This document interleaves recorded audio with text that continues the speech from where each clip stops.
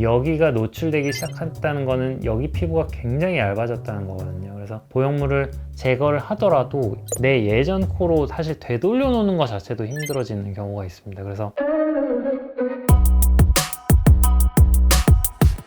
안녕하십니까, 에이트 성형외과 주호영 원장입니다. 부작용이 발생해서 재수술을 위해 병원을 찾는 분들이 계셔서 이제 말씀을 드리자면, 코끝이나 비주 쪽에 어떤 문제가 발생했을 때 가장 해결이 조금 난해한 경우들이 좀 있는 것 같습니다. 그 중에서도 오늘은 비주, 이 코의 기둥을 이루는 이 비주에 문제가 생겼을 때에 대해서 좀 얘기를 해보고자 하는데요. 크게 나눠보자면 보형물이 노출이 되는 경우도 있을 수 있고, 연골이 노출되는 경우도 있을 수 있고, 비주가 약간 퇴축이 되는 경우, 좀 말려 들어가는 경우가 있을 수 있겠고, 어쨌든 단순 염증이 생기는 경우도 분명히 있을 수 있겠는데요. 일단 첫 번째는 보형물이 노출되는 경우에 대해서 좀 얘기를 해볼 수 있겠습니다. 예전엔 한동안은 이 실리콘 보형물을 사용할 때 여기 비주까지 이렇게 L자로 된 보형물을 사용하는 경우들이 꽤 있었습니다. 근데 그런 보형물들이 문제가 좀 많이 발생하기 시작하면서 요즘은 거의 사용을 안 하는 추세이기도 하고, 그래서 그 다음부터는 여기만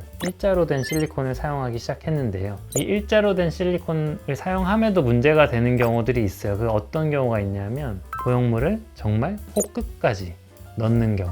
그러면 수술하는 입장에서는 사실 코를 높이기 되게 편해져요. 왜냐면 연골 조작을 특별히 할 필요도 없이 그냥 여기까지 딱 넣어놓으면 너무 편한데, 그런 경우에 이런 문제점이 발생할 수가 있는데요. 여기가 노출되기 시작했다는 거는 여기 피부가 굉장히 얇아졌다는 거거든요. 그래서 보형물을 제거를 하더라도 이미 여기 너무 얇아지고 흐물흐물해진 이 피부를 다시 예전의 피부로 돌려놓기는 사실 굉장히 어렵기 때문에, 뭔가 내 예전 코로 사실 되돌려 놓는 것 자체도 힘들어지는 경우가 있습니다. 그래서 그런 경우에 조금 비주 쪽까지 좀 문제가 될 수도 있겠고, 또 하나는 연골이 노출되는 경우가 있는데, 보형물이 노출되는 것보다는 좀 낫습니다. 연골을 좀 빼주고 보형물의 문제만큼은 크게 진행되는 경우가 잘 없습니다. 그리고 비주가 좀 말려 들어간다, 그런 경우는 또 뭐가 있냐면, 코 수술할 때 코 기둥 여기를 절개를 하고 들어가는데요. 봉합이 좀 예를 들어 제대로 좀 안 됐다거나, 아니면 이 부분에 어떤 염증이 생겼다거나 했을 때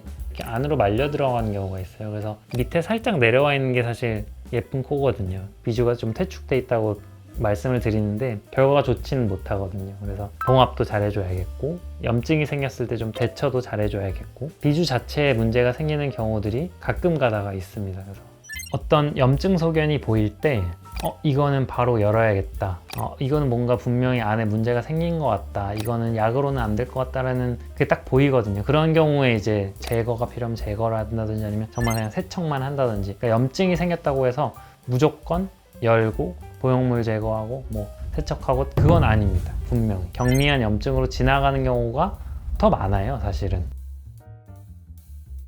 제일 중요한 거, 뭔가 좀 이상하다, 뭔가 좀 없던 통증이 생겼다, 뭔가 좀 빨개졌다, 약간 이상 소견이 있을 때 괜찮아지겠거니 하지 마시고 한번 확인도 받아보시는 게 좀 이런 부작용이 생기지 않게 환자분들께서 할 수 있는 최고의 방법이지 않을까, 그렇게 생각합니다.